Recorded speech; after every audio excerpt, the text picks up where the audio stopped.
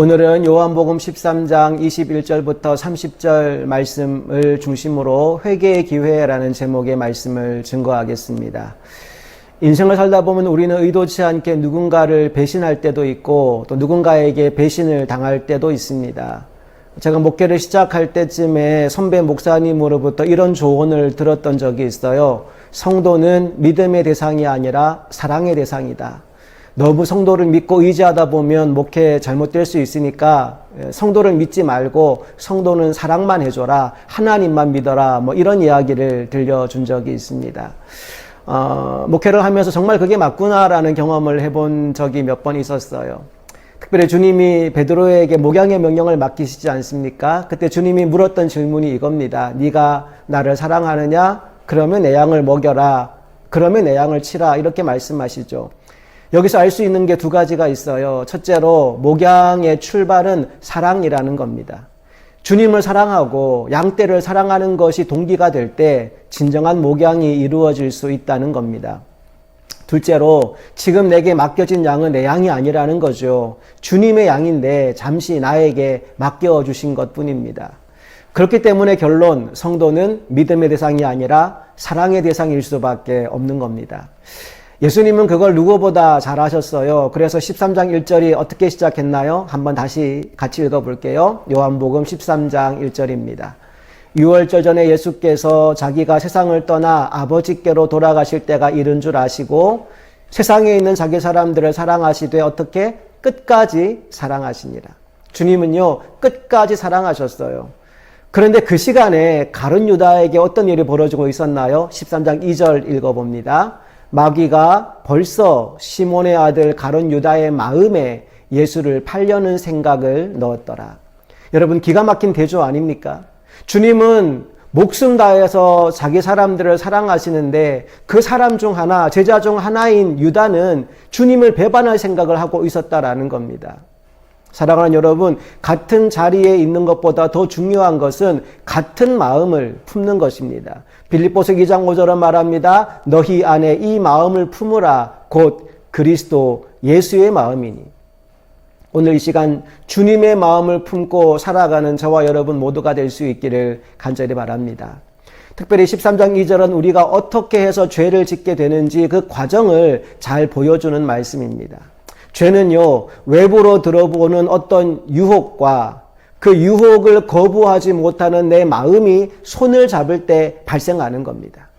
둘 중 하나만 사라지면 우리는 죄를 짓지 않아요. 외부로부터 전혀 유혹이 들어오지 않든지 혹은 어떤 유혹이 와도 내 마음이 흔들리지 않든지, 근데 이게 쉽지가 않습니다. 그래서 우리가 해야 될 일이 뭐냐 하면 마음을 지키는 거예요. 잠언 4장 23절 뭐라고 말합니까? 모든 지킬 만한 것 중에 더욱 내 마음을 지키라. 생명의 근원이 이에서 남이니라. 예, 마음을 지켜야 돼요. 근데 유다가 그걸 못했죠. 마귀가 유다의 마음에 예수 팔 생각을 집어넣었어요. 그런데 유다가 그 생각을 뿌리친 것이 아니라 그 생각이 자기 마음을 지배하도록 그냥 내버려 두고 있었던 겁니다. 안타까운 일이죠. 여러분, 살다 보면 누구든지 간에 자기 마음속에 어떤 생각들이 떠오를 때가 있어요. 나쁜 생각들이. 예를 들어서 죽고 싶다는 생각, 누군가를 죽여버리고 싶다는 생각, 다 포기해버리고 싶다는 생각, 내가 도대체 왜 지금 이 생각을 왜 하고 있지 하면서도 그런 생각을 할 때가 있다는 겁니다. 여러분, 그런 생각이 떠오르는 건 막을 수가 없어요. 그런 생각이 내 머리를 지나가는 건 막을 수가 없어요. 그런데 그 생각이 내 마음에 둥지를 틀지 못하도록 만들 수는 있습니다. 그래서 종교개혁자 마틴 루터가 이런 유명한 말을 남겼어요. 한번 들어보세요. 새들이 당신 머리 위를 나는 것은 어쩔 수 없지만 그 새들이 당신의 머리 위에 둥지를 만들지 못하게는 할 수 있다. 이해되십니까? 마귀는 지속적으로 우리 마음에 주님을 배반할 생각을 막 심어주고자 합니다. 그렇기 때문에 우리는 마귀에게 절대로 틈을 주면 안 돼요. 에베소서 4장 27절에 뭐라고 말합니까? 마귀에게 틈을 주지 말라고 하지 않습니까? 우리가 잠깐만 정신을 놓으면 마귀는 그 틈을 비집고 들어온다는 말입니다. 어떻게 막을 수 있을까요? 막는 방법이 하나 있어요. 다른 것으로 우리의 마음을 가득히 채워놓는 것입니다. 그 빈틈을 다 막아놓는 것입니다. 그걸 막아두는 재료가 뭐냐? 바로 하나님의 말씀이에요. 시편 119편 11절 말씀 보시겠어요? 시편 기자가 이렇게 노래합니다. 내가 주께 범죄하지 아니하려 하여 주의 말씀을 내 마음에 두었나이다. 죄를 짓지 않기 위해 한 일이 뭐예요? 내 마음에 하나님의 말씀을 가득히 채운 거예요. 유혹이 와요. 나쁜 생각이 와요. 그런데 내 마음에 말씀이 있어요. 그러면 그 나쁜 생각이 머무르지 못한다는 겁니다. 떠날 수밖에 없다는 거죠. 나는 그러므로 여러분의 마음이 하나님의 말씀으로 가득 채워질 수 있기를 소망합니다. 자, 또 하나, 아까 죄를 짓는 이유가 뭐라고 했죠? 외부로부터 들어오는 유혹과 그 유혹을 거부하지 못하는 내 마음이 손을 잡을 때 죄를 짓는다 그랬어요. 자, 그리고 그 둘 중 하나라도 사라지면 죄를 짓지 않게 된다고 말씀드렸죠. 놀랍게도요, 이 두 가지를 한꺼번에 해결해 준 것이 있습니다. 여러분, 그게 뭔지 아세요? 그게 바로 십자가입니다. 갈라디아서 6장 14절 말씀 한번 찾아보십시오. 갈라디아서 6장 14절입니다. 그러나 내게는 우리 주 예수 그리스도의 십자가 외에 결코 자랑할 것이 없으니, 십자가만 자랑한다고 말합니다. 이유가 뭘까요? 그리스도로 말미암아 세상이, 나를 유혹하던 세상이 나를 대하여 십자가에 못 박히고 내가 또한 세상에 대하여 그러하니라. 여러분, 예수님이 십자가에서 이루신 게 뭐라고요? 첫째, 나를 유혹하던 세상을 처리해 주셨어요. 그래서 십자가가 내 중심에 세워지면 그 무엇도 나를 침범해 들어오지 못하게 됩니다. 둘째, 그 유혹에 반응하던 나의 옛사람이 죽어버렸어요. 그래서 어떤 유혹이 와도 더 이상 흔들리지 않게 되는 겁니다. 그래서 십자가가 우리 중심에 세워질 때 이루어지는 일, 어떠한 죄도 여러분을 흔들지 못해요. 사랑하는 여러분, 십자가로 승리하시기를 축복합니다. 자, 다시 본문에 돌아와서요. 마귀가 유다의 마음에 예수팔 생각을 집어넣었습니다. 그리고 나서 유다는 그 생각에 사로잡혀 버리게 돼요. 자, 오늘 본문은 그 이후에 어떤 일이 벌어졌는지를 우리에게 증언해 주고 있습니다. 13장 21절 말씀으로 가보겠습니다. 함께 읽어볼게요. 예수께서 이 말씀을 하시고 심령이 괴로워 증언하여 이르시되 내가 진실로 진실로 너희에게 이르노니 너희 중 하나가 나를 팔리라 하시니. 여러분, 주님도 안타까우신 거예요. 심령의 괴로움을 가지고 너희 중에 하나가 나를 팔 것이다 라고 말씀하고 있어요.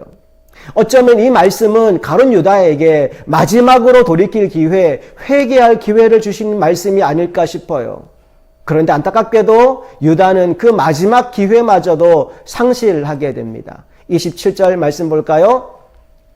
조각을 받은 후 곧 사탄이 그 속에 들어간지라.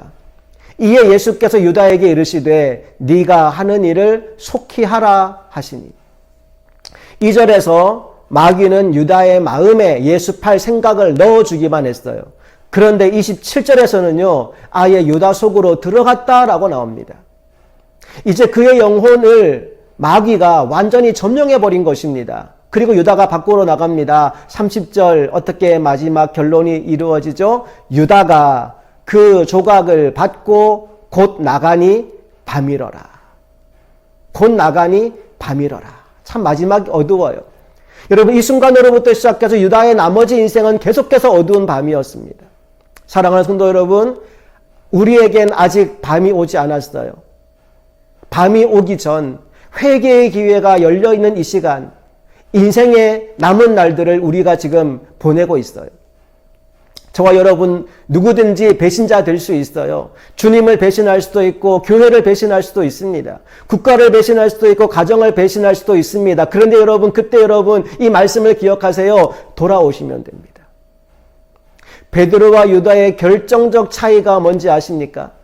사실 유다도 예수님을 배신했지만 베드로도 만만치 않았어요.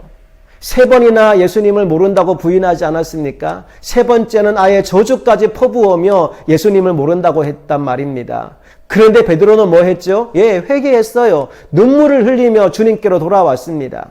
가룟 유다는요, 자살했어요. 목매어 죽는 것으로 자기 인생을 마감합니다.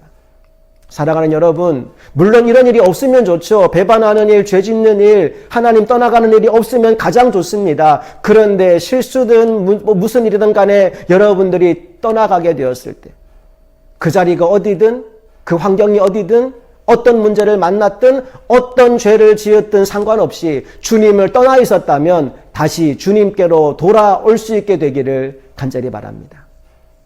이제 말씀 한 권만 더 보고 오늘 설교를 좀 마무리하려고 해요. 누가복음 22장 31절 말씀.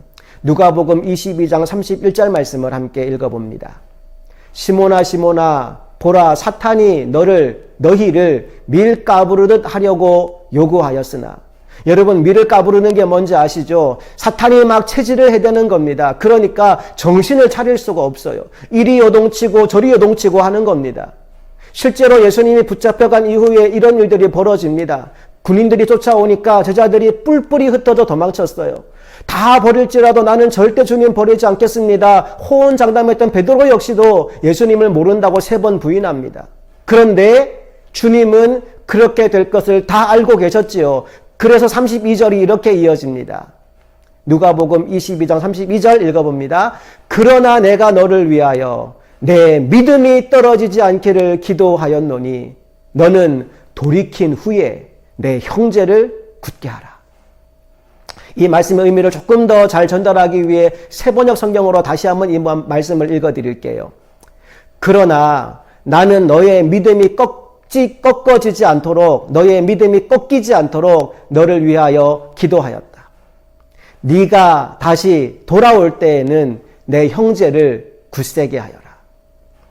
제게 은혜가 되었던 구절이 네가 다시 돌아올 때에는 이라는 겁니다. 여러분, 돌아오십시오. 주님이 기다리고 계십니다. 그리고 돌아와서 내 형제를 굳세게 하라. 주님의 말씀을 실천하며 살아가는 우리 모두가 될 수 있기를 간절히 바랍니다. 함께 기도하겠습니다. 하나님, 오늘 우리는 유다의 배신과 또 베드로의 배신을 보았습니다. 우리가 잠깐만 마음을 놓치면 악한 사단 마귀는 틈을 타고 들어와서 우리의 마음을 흔들고 죄를 짓도록 만듭니다. 십자가가 우리 중심에 세워져 있지 않으면 언제든지 우리는 그렇게 넘어질 수밖에 없는 연약한 인생들입니다. 그런 우리에게 오늘 주님은 말씀하십니다. 어떤 자리에 있든 어떤 죄를 지었든 거기에 머물러 있지 말고 회개하고 돌아오라고 말씀하십니다. 아직 밤이 오지 않은 이때에 돌아와서 나와 다시 새로운 관계를 맺자라고 말씀하십니다. 하나님, 우리를 통해 하나님 하시고자 하는 일들이 있습니다. 무너진 자리에 있는 것이 아니라 돌아와서 형제들을 굳세게 할 사명을 우리에게 맡기고 싶어 하시는 주님, 그 사명 잘 감당할 수 있도록 떠났던 그 자리에서 다시 돌아오는 은혜가 우리 모두에게 임하게 하여 주시옵소서. 우리 주 예수 그리스도의 이름으로 간절히 기도합니다. 아멘.